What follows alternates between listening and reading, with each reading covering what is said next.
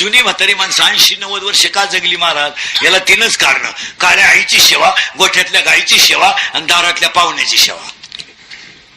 बस, यांच्या दारातून पाहुणा कधी उपाशी जाणार नाही, भिकारी कधी परत जाणार नाही, आणि यांच्या दारात गाय कधी तार फाडून.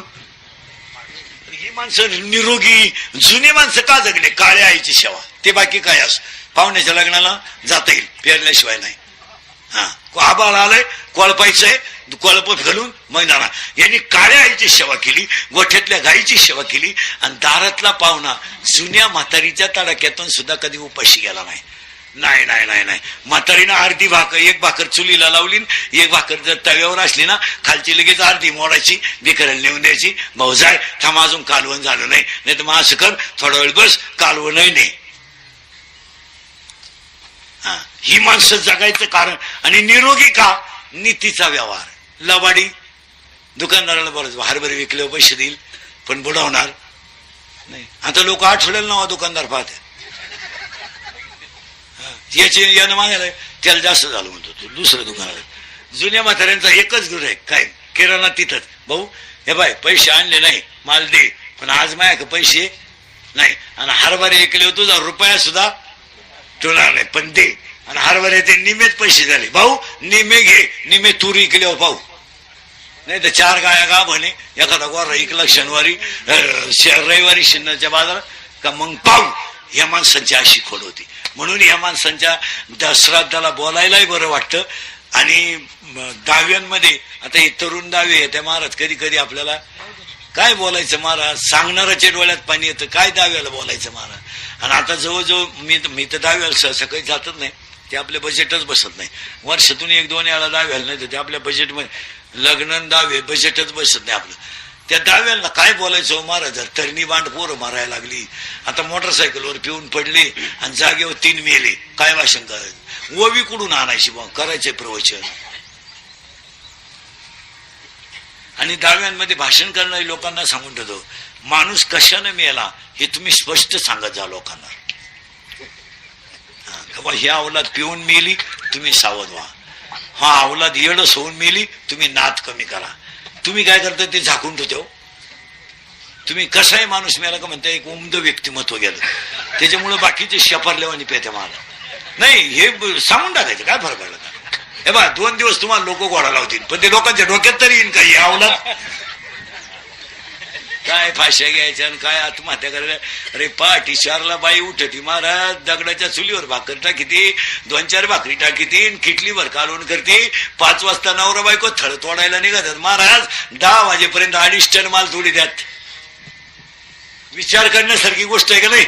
आहे का स्वेटर? आहे नाही का थंडी? आहे 10 वाजेपर्यंत 2.5 टन बैलगाडी भरती ती, तो तोडायला, ती साळायला, तो मुळे बांधायला, ती वाडे बांधायला. भरली गाडी, गाडीच्या वर ऊस करायचा, ऊसाच्या वर लुगडं लावायचं, बसली गाडीवर, निघाली कारखान्यावर गाडी 11ला 2.5 टन. आणि ती भाकर लगेच कालवनात चुरायची. अगोदर भाकर चुरायची आणि ते किटलीतलं कालवण त्याच्यात वतायचं, कारण गाडी अंधाळल्यावर कालवण सांडण. खाला चुरून खालं, येताना लगेच कवळीवर सरपणा घेऊन आली, आड्या उतरली बी, दुपारा 2 तास झोपली बी.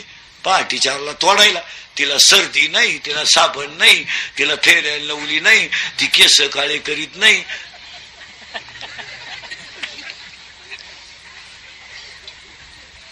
बाटलीतलं पाणी पित नाही, जिथं बार तिथंच पाणी, जिथं थळात बैल पितील तिथंच पाणी. त्यांना सर्दी नाही. हिचे केस काळे करून केस सगळे, आणि त्या पावडरी आणल्यात कुठून, जेवढे चांगले चेहरे होते फार डांबरी सडका करून टाकले याला. आणि प्रत्येक पावडरीमध्ये केमिकल आहे. मग पावडरी लावायची. तुम्ही बावळातपणा केला म्हणून अख्खी गडी पावडर लावायला लागली. एवढा येडेपणा झाला. आता पकवा त्याला पावडर लावून काय करायचं? गायकाला पावडर लावून काय करायचं? तुम्ही चाल ऐकतात लोक, काय करत पावडरी फेवडरी महाराज लोक मी पाहिलेत काही काही. ही त्वचा आहे ना, तुम्ही हिला साबणाचा स्पर्श करू नका, त्वचा आयुष्यभर चांगली राहील महाराज. साबणांमध्ये पोटॅशियम आहे, सोडियम हायड्रॉक्साईड आहे, तिच्यात केमिकल नाहीत का? आणि साबणाने त्वचा खराब झाल्या तुमच्या, काय मत आहे तुमचं? डोक्याला कोणत्याही रंगाची तेल लावा. हे केस काळे करणारे जे लोक आहे ना, तुम्हाला एक काम सांगतो मी, तुम्ही फक्त केस काळे करा आणि डोकं धुवायचं नाही, धुवू नका, बस एक दिवस ठेवा फक्त. आणि सकाळी मला फोन करून सांगा काय होतं, सांगा चला. फक्त केस काळे करायचे आणि धुवायचं नाही डोकं, अजिबात तसंच राहायचं. सकाळी मला सांगायचं काय होतंय, मी नाही सांगत काय होतंय, तुम्हाला जड जाईल, तुम्ही करा तेवढं आणि मला फोन करून सांगा काय होतंय करेक्ट. त्यांनी बरोबर सांगितलं. काय होत केमिकल आहे ते. त्या टीव्हीला जाहिरात पाहिली का, इथं मेलो मी आरडू माझं खरं पठाण, आणि टीव्ही खोटं सांगतोय पटापट. टीव्हीला अख्खं भाषण जर झालं नाही एखाद्या पुढऱ्याचं मंत्र्याचं, अख्खं भाषण नाही दाखवत ते कॅमेरावाले, ते 2 बाण त्या वाक्यावरच उड्या हाणता इळवर. असं म्हणले म्हणजे हे बातमी टाकणारी लोक आहे ना, ही दुसऱ्याला खरंच करायला होत्यात तवा गप्प बसा त्यात. असं म्हणले तो बाण नुसता उड्याच आणतो इळवर. असं बरं तो बाण आहे कुठून येतो काय नेमका तिथंच घुसत होतो, आणि तेवढा बाण लावून धरायचा फक्त, खरं बोलायचं नाही. आता आमच्यासारखं खरं बोलणं ना, इंदुरीकरांनी शिक्षकांच्या भावना दुखावल्या ठोका आमच्या, आणि टीव्हीतलं अख्खं खोटे. शेजारचे आलाम काका सोसायटी सोडून गेले का, हे आलाम काका कोण, हे आमचे लहानपणी बाळा, ते लगेच उघड काढतो पळाचं, उठा दिवाळी आली, मोती स्नानाची, लगेच ते म्हाताडे दरवाजे उघडीत, परंपरा कान फटावून परंपरा. आता फेर अँड लवली लावून जर माणसं गोरी होत असती तर मी इतके दिवस सावळा राहिलो असतो. काय माणसं, मी फेर अँड लवली झोपलोच असतो ना. विठोबा मंजन जर लावलं तर दात पडत नाही, म्हाताऱ्याने खालच असतं ना एक डबा.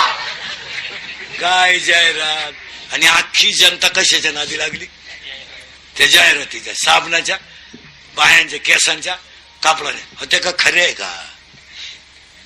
आता तुम्ही मी शेतकरी, कोरोजन लगेच पीक वाढत. खाद्य खाल्लं का 3 लिटर दूध वाढते. मग आपण खाद्यच का असायला बांधून ठेवलं असतं बाई, का दूध गाडी वरून टाकीत आहे खाली गेलं. अहो तिला पाणी लागत नाही का, तिला खाद्य लागत नाही का, नुसत्या खाद्यावर गाय दूध देईन का. तुम्हाला माझी एक इच्छा आहे, तुम्हाला सांगून टाकतो, आता सप्तमी आहे, मी मेल्यावर तरी तुम्ही सुधरा, कारण मी आहे तोवर तुम्ही सुधरू शकत नाही याचा अंदाज मला आलाय. आणि मी असाही मेलो तर तुमच्यात काही बदल होणार नाही. हाच माझा जीवन गौरव पुरस्कार आहे. नाही महाराज, लोकांनी थोडंफार तळतळीनं माणूस बोलतोय म्हणले बदलायलाच, काही नवीन आणायचं आपलं काही. आता आपल्याकडे लग्न सुरू झालेत, आता तुमचा पट्टा तर लग्न कोणचा हात धरू शकत नाही. तुम्ही पैसेच कुठून आणते. म्हणजे कधी कधी पाहतो नांदूर पासून पाहा तर दुडीच्या पुढे सिन्नर पर्यंत 15-20 लॉन्च झालेत, आणि प्रत्येक लॉन्चला संध्याकाळी लग्न. हो आम्ही रात्रंदिवस आत बसतोय तरी कधी कधी घालवला तेल नाही. तुम्ही एवढे पैसे आणत्या कुठून.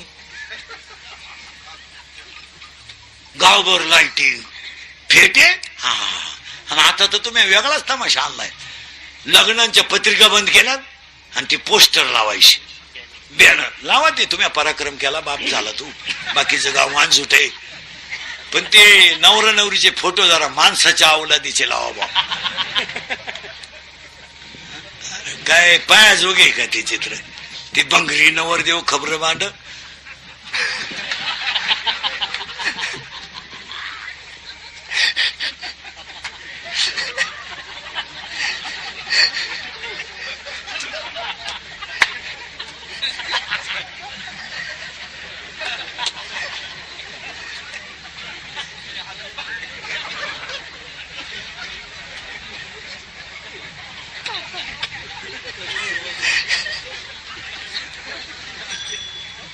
मग ती नवरी जख मारायची, तिकडे राम उभी करायची ना, त्याच्या पुढे आणून उभी केली, ती आवळून धरते तिला. आता ती पहिल्यांदाच तिने याला पडून गेली, ती आता सोडली तरी जात असते. आणि त्या लग्नाला आम्ही आशीर्वाद द्यायचे. काय येड्याचा बाजार आहे का. आणि पुरींचे फोटो इतके बिंडोक आलेत, काही काही पुरींचे घागरा घालती, घागरा घागरा, नवरी नवरी, घागरा घागरा, आणि घागऱ्याचं एक टोक हातात धरती. ते फोटो पहिले बदलावा. तुमचं काय मत आहे? तुम्ही लावा